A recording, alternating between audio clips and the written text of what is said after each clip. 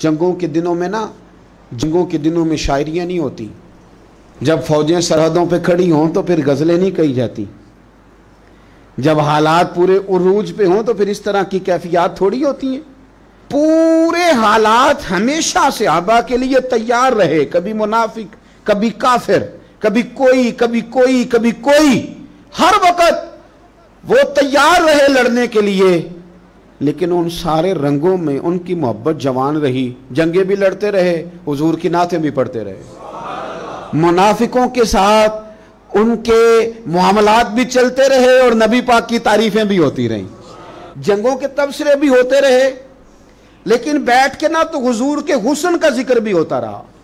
एक सहाबी ने कहा कि नबी पाक अलैहिस्सलाम का चेहरा नूर तलवार की तरह रोशन था ना।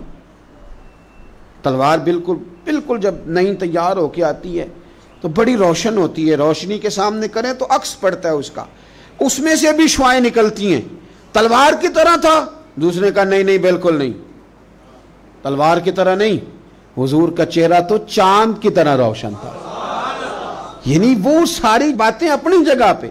वो जो हम चाहते हैं ना कि हम प्यार करेंगे फारिग होके, हम मोहब्बत करेंगे बच्चे ब्याह के, हम सारे काम करके तो फिर आएंगे नाज शरीफ पढ़ने, ये नहीं। ओ खुदा के बंदे, वहां सारा कुछ होता रहा और साथ हुजूर का तज़किरा भी होता रहा। सारा कुछ, आजमाइशें, परेशानियां, हर चीज अपनी जगह मौजूद रही, पर हुजूर की नात में कोई कमी नहीं आई।